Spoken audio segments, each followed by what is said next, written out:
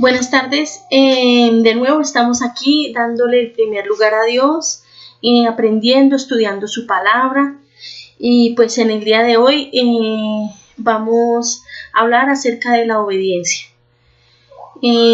La prédica de hoy, la palabra de Dios de hoy la titulé Obedecer paga.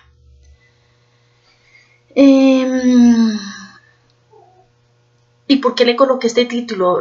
Resulta que cuando yo empecé a obedecerle a Dios en la congregación donde yo asisto, empezaron a ver los mismos miembros de la congregación, empezaron a ver los cambios que había positivos en mi vida. Entonces uno de los miembros de la congregación dijo, definitivamente obedecer paga. Y a mí la verdad se me quedó pues grabada esta palabra que dijo él.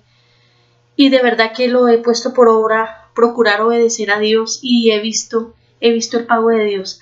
Así como nosotros vemos que en lo natural, en las leyes, en las normas, en la Constitución, cuando cumplimos, obedecemos, tenemos beneficios o retribuciones, asimismo, incluso en nuestros trabajos, en todos los campos, cuando obedecemos, tenemos recompensa a esa obediencia. Lo mismo sucede en el campo espiritual, lo mismo sucede con Dios. Cuando nosotros le obedecemos a Dios, recibimos mucho más.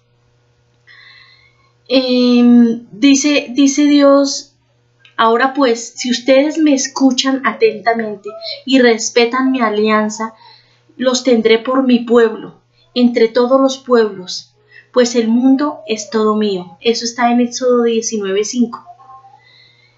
Y esta palabra es muy clara. Dice que si nosotros respetamos, escuchamos, ¿qué quiere decir? Si le obedecemos, porque de nada sirve que seamos oidores, mas no hacedores. Si nosotros obedecemos la palabra de Dios, podemos decir que somos su pueblo. Y como él mismo lo dice en esta palabra en Éxodo, todo el mundo es de él, todo le pertenece a él. Si nosotros somos su pueblo y todo le pertenece a él, ¿cuántas cosas él nos daría a nosotros por el hecho de obedecer su palabra? Entonces, a continuación vamos a leer citas bíblicas que nos dan promesa en consecuencia a la obediencia. Entonces dice, ustedes solo darán culto nada más que a Jehová, y yo bendeciré tu pan y tu agua, y apartaré de ti todas las enfermedades. Eso lo encontramos en Éxodo 23:25.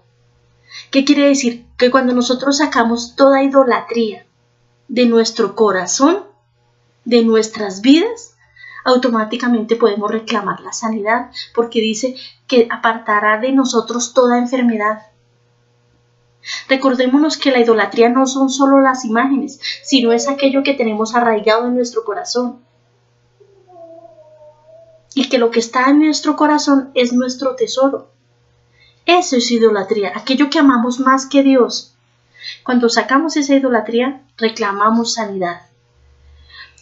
Buscad primero el reino de Dios y su justicia, y todas estas cosas os serán añadidas. Cuando dice todas estas cosas, si leemos esto, lo encontramos en Lucas 12:29-31. Están hablando de alimento, de vestido, porque en esa palabra Jesús decía que nosotros nos afanábamos por qué comer y qué vestir, pero que si buscábamos primero el reino de Dios, todo será añadido, todas estas cosas. Entonces, ¿qué quiere decir? Darle el primer lugar a Dios, buscar a Dios. Cuando nosotros buscamos, recibimos alimento y vestido. No significa que entonces nos vamos a quedar leyendo la palabra todo el día y no vamos a producir. Sí, porque tenemos que producir, pero Dios es justo y Dios nos da. A los que le buscan, Dios les da. Dice, tu esposa será como vid fructífera en la intimidad de tu casa, y tus hijos como brotes de olivo alrededor de tu mesa. Esa es una promesa para tener un buen hogar. Eso la encontramos en el Salmo 128 del 3 al 4.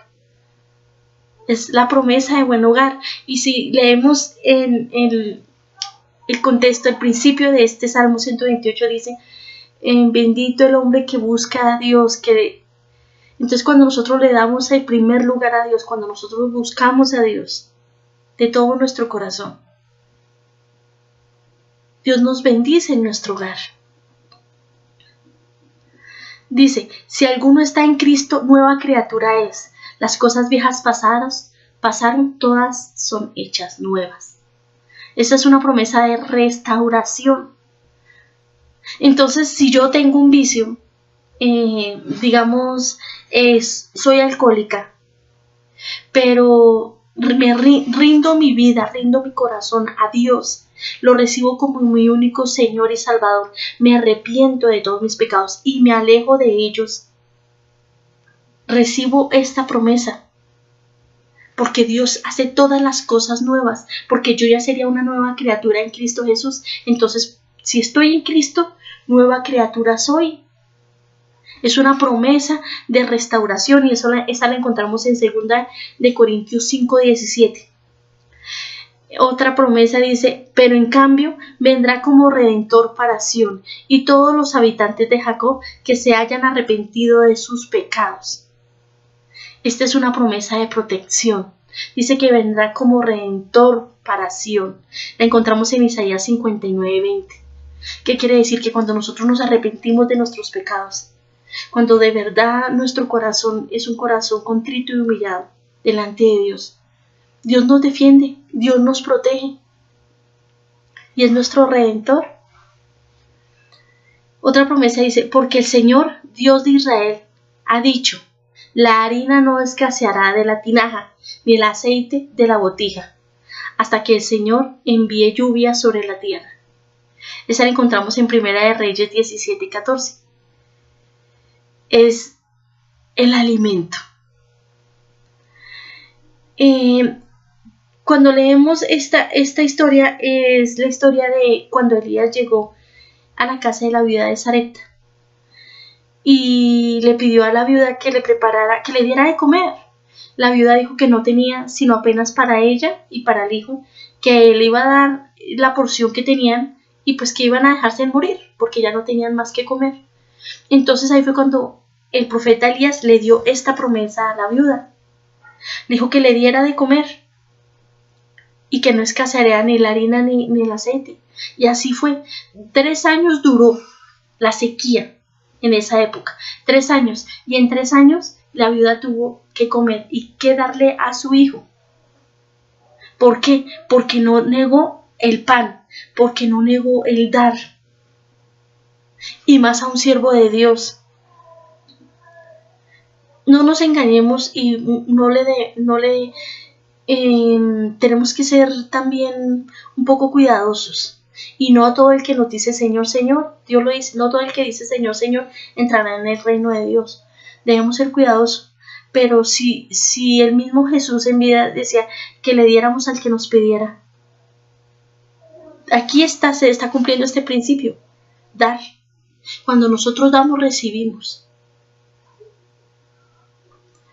Entonces tenemos otra promesa, dice, en ese día pedirán en mi nombre y no será necesario que yo recomiende ante el Padre, pues el Padre los ama, porque ustedes me aman a mí y creen que yo he salido de Dios.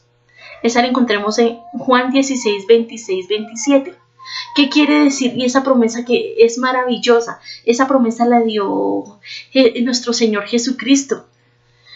Él dijo que si nosotros lo amamos y le creemos de todo nuestro corazón, todo lo que pidamos en su nombre, Dios nos lo dará. No necesitamos intermediarios, no necesitamos intercesores, porque Dios escuchará nuestra oración y nuestra petición y nos la dará. En el Padre Nuestro, el mismo Jesús dijo, Señor, perdona nuestros pecados, así como nosotros perdonamos a los que nos ofenden. Entonces, ¿qué quiere decir? Si nosotros queremos y necesitamos, que todo mundo necesita el perdón de Dios, debemos primero perdonar. Si nosotros perdonamos, somos dignos de ser perdonados por Dios. Otra promesa dice, en paz me acostaré y asimismo dormiré, porque solo tú, Señor Jehová, me hace dormir confiado. Recibimos paz cuando confiamos en Dios. Esa la encontramos en el Salmo 4:8. Cuando nosotros confiamos en Dios, Dios nos da paz, la paz que sobrepasa todo entendimiento. Una promesa que me encanta muchísimo, que me parece hermosa, maravillosa, la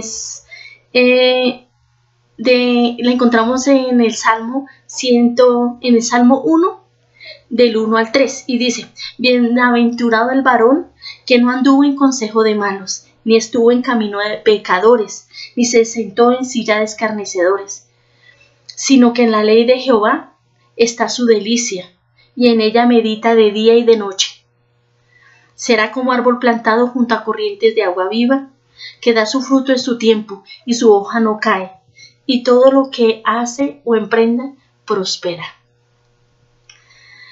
Es maravillosa. Esta promesa es la recompensa de buscar, de caminar, de obedecer a Dios. Cuando nosotros le obedecemos a Dios, cuando meditamos en su palabra, no es leer la Biblia por leerla, es ponerla por obra.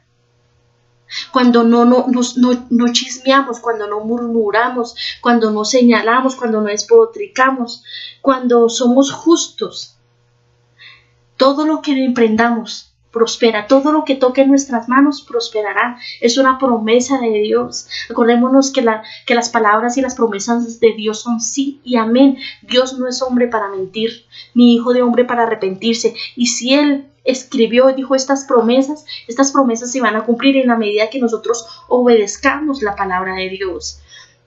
Yo les recomiendo que lean Éxodo 20, que son los 10 mandamientos, y Deuteronomio 28, que son los beneficios de ser obedientes, los beneficios de la obediencia a Dios.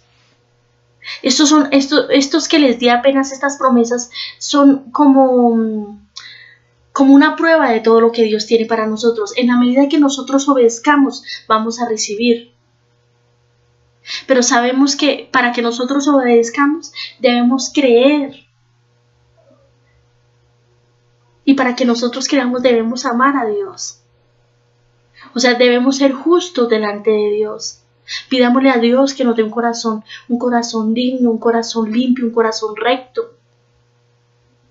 Que nos guarde de los pecados que nos son ocultos, que examine nuestro corazón, que nos muestre lo malo que hay en nosotros para que podamos cambiar. Pidámosle a Dios que nos ayude, porque solo Él puede colocar ese espíritu de obediencia en nosotros y desarraigar todo espíritu de rebeldía, todo espíritu de necedad, todo espíritu de desobediencia, para que seamos las personas que Dios quiere que seamos y para que recibamos estas promesas tan maravillosas. Mira lo que dice Dios: porque guardaste con perseverancia mis palabras. Yo por mi parte te protegeré en la hora de la prueba que va a venir sobre el mundo entero, para probar a los habitantes de la tierra. Eso es Apocalipsis 3:10. Es una palabra profética. Y dice que si nosotros obedecemos sus palabras, su mandamiento, Él nos protegerá en el día de la prueba. Vienen cosas tremendas para el mundo. Empecemos a obedecer. Empecemos a obedecer. Porque bien lo dijo mi compañero, mi hermano en Cristo de la iglesia: obedecer paga. Y de verdad que lo creo y lo vivo, lo he vivido.